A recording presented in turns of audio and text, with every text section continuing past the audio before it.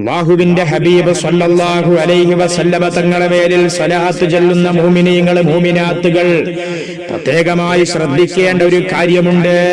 പ്രധാനമായിട്ടും നമ്മൾ മനസ്സിലാക്കേണ്ട കാര്യമുണ്ട്.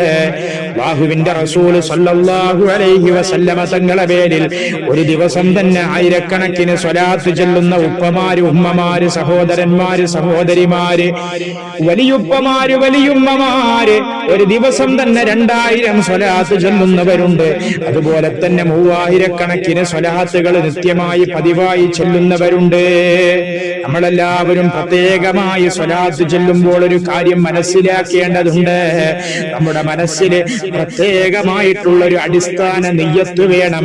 അതെന്താണെന്നറിയുമോ?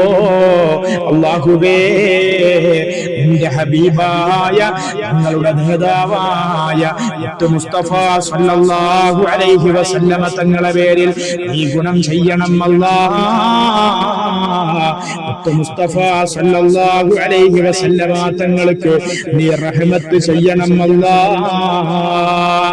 എന്ന പ്രത്യേകമായ നിയ്യത്ത് അവന്റെ ഓരോരുത്തരുടെ മനസ്സിലുണ്ടായിരിക്കണം, അവരുടെ മനസ്സിലുണ്ടായിരിക്കണം.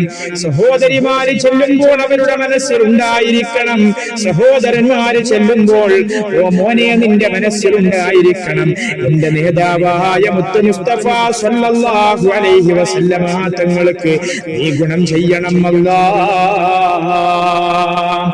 ഏത് സ്വലാത്ത് ചൊല്ലുന്നവരാണെങ്കിലും ആ സ്വലാത്തിന്റെ പദാനുപാത അർത്ഥം അറിയണമെന്നില്ല. ഈ നിയ്യത്തോടുകൂടെ ഏത് സ്വലാത്തുകൾ ചൊല്ലിയാലും അവനിക്ക് ഈ സ്വലാത്ത് കൊണ്ട് വലിയ വിജയം ലഭിക്കുന്നതാണ്. ഈ സ്വലാത്ത് അവന്റെ ജീവിതത്തെ മാറ്റിമറിക്കുന്നതാണ്. ഈ സ്വലാത്ത് അവനെ നന്നാക്കി തീർക്കുന്നതാണ്. എത്ര കേടുവന്ന മനുഷ്യനാണെങ്കിലും ഈ നിയ്യത്തോടുകൂടെ സ്വലാത്തങ്ങ് ചൊല്ലിക്കഴിഞ്ഞാൽ അവന്റെ മനസ്സങ്ങ് മാറുകയാണ്. അവന്റെ മനസ്സ് മദീനയിലേക്ക് അടുക്കുകയാണ്. അവന്റെ മനസ്സ് ഹബീബ് സ്വല്ലല്ലാഹു അലൈഹി വസല്ലമ തങ്ങളിലേക്ക് അങ്ങ് അടുക്കുകയാണ്. ഹബീബിലേക്ക് മനസ്സങ്ങ് അടുക്കുന്തോറും അവൻ അല്ലാഹുവിലേക്ക് അടുത്തുകൊണ്ട് അവന്റെ ഈമാനിന് ശക്തി വർദ്ധിക്കുന്നതാണ്. അല്ലാഹു തൗഫീഖ് ചെയ്യുമാറാവട്ടെ. സഹോദരന്മാരെ, ഈ നിയ്യത്തോടുകൂടെ നമ്മളെല്ലാവരും സ്വലാത്ത് ചൊല്ലണം. അതേ സമയത്ത് നമ്മൾ മനസ്സിലാക്കേണ്ട മറ്റൊരു കാര്യമുണ്ട്. സ്വലാത്ത് ചൊല്ലിക്കഴിഞ്ഞാൽ ഏത് ചിന്തയിൽ അവൻ സ്വലാത്ത് ചൊല്ലിയാലും, ഒരാൾ സ്വലാത്ത് ചൊല്ലിയാലും അത് സ്വീകരിക്കപ്പെടുമെന്ന വിഷയത്തിൽ സംശയമില്ല. പക്ഷേ സ്വീകരിച്ചത് കൊണ്ട് കൂലി മാത്രമേ ലഭിക്കുകയുള്ളൂ. ഒരു പക്ഷേ അവന്റെ ഉദ്ദേശ പൂർത്തീകരണത്തിന് വേണ്ടി സ്വലാത്ത് ചൊല്ലുന്നതായിരിക്കും, അതല്ലെങ്കിൽ പ്രയാസങ്ങൾ നീങ്ങാൻ വേണ്ടി സ്വലാത്ത് ചൊല്ലുന്നതായിരിക്കും. ആ പ്രയാസങ്ങൾ സ്വലാത്തിന്റെ ബറക്കത്ത് കൊണ്ട് നീങ്ങുന്നതാണെന്നതിൽ സംശയമില്ല. അവന്റെ ഉദ്ദേശങ്ങൾ പൂർത്തീകരിക്കപ്പെടുന്നതാണെന്നതിൽ സംശയമില്ല. പക്ഷേ മൂന്നാമതായൊരു കാര്യമുണ്ട്. അതാണ് നമ്മളിപ്പോ പറഞ്ഞ കാര്യം. അത് അല്ലാഹുവിന്റെ റസൂലിലേക്ക് അടുക്കലാണ്. അല്ലാഹുവിന്റെ റസൂലിലേക്ക് നമ്മൾ അടുക്കണമെങ്കിൽ, സ്വലാത്ത് കൊണ്ട് ആഖിറത്തിൽ നമുക്ക് വിജയം ലഭിക്കണമെങ്കിൽ ഈ പറഞ്ഞ നിയ്യത്ത് വേണം. നമ്മളെല്ലാവരും കേട്ട് മനസ്സിലാക്കിയ നിയ്യത്താണ്. ഒന്നുകൂടെ ആവർത്തിച്ചു പറയുകയാണ്. അല്ലാഹുവേ,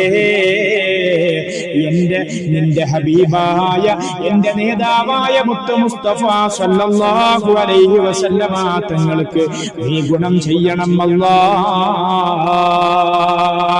ഈ നിയ്യത്തോടുകൂടെ നമ്മൾ സ്വലാത്ത് ചൊല്ലണം. ഒരുപക്ഷേ നമ്മൾ സ്വലാത്ത് ചൊല്ലുമ്പോൾ വെറുതെ സ്വലാത്ത് ചൊല്ലുന്നവരായിരിക്കും. അപ്പോൾ ഈ നിയ്യത്ത് നമ്മളിൽ ഉണ്ടായിരിക്കണം. അല്ലെങ്കിൽ പ്രത്യേകമായ ഉദ്ദേശത്വം, ഉദ്ദേശ പൂർത്തീകരണത്തിന് വേണ്ടി നേർച്ചയാക്കി ചൊല്ലുന്ന സ്വലാത്തുകളായിരിക്കും. അപ്പോഴും നമ്മുടെ മനസ്സിൽ ഈ നിയ്യത്തുണ്ടായിരിക്കണം. അതല്ലെങ്കിൽ പ്രത്യേക പ്രയാസങ്ങൾ നീങ്ങിക്കിട്ടാൻ വേണ്ടി പ്രത്യേക ഉദ്ദേശത്തോടുകൂടെയോ പ്രത്യേക നിയ്യത്തോടെ നേർച്ചയാക്കി ചൊല്ലുന്ന സ്വലാത്തുകളായിരിക്കും. ആ സ്വലാത്തുകൾ ചൊല്ലുമ്പോഴൊക്കെയും അടിസ്ഥാനപരമായിട്ട് അവന്റെ ഉള്ളിൽ നീ നിയ്യത്തുണ്ടായിരിക്കണം. അങ്ങനെ അവൻ സ്വലാത്ത് ചൊല്ലുന്നത്രയും അവനിക്ക് വലിയ ആഖിറത്തിൽ വിജയം അല്ലാഹു തആല കൊടുക്കുന്നതാണ്. അവന്റെ ജീവിതത്തെ സ്വലാത്ത് മാറ്റിമറിക്കുന്നതാണ്. അല്ലാഹു സുബ്ഹാനഹു വ തആല നമുക്ക് തൗഫീഖ് ചെയ്യട്ടെ. ഒരുപാട് സ്വലാത്തുകൾ ചൊല്ലാൻ നമുക്ക് അല്ലാഹു തആല തൗഫീഖ് ചെയ്തു ഭാഗ്യം ചെയ്തുകൊണ്ട് അവസാനം ഹബീബ് സ്വല്ലല്ലാഹു അലൈഹി വസല്ലമ തങ്ങളോടൊത്തുകൊണ്ട് സ്വർഗ്ഗലോകത്ത് അല്ലാഹു തആല നമ്മെ ഒരുമിച്ച് കൂട്ടുമാറാവട്ടെ.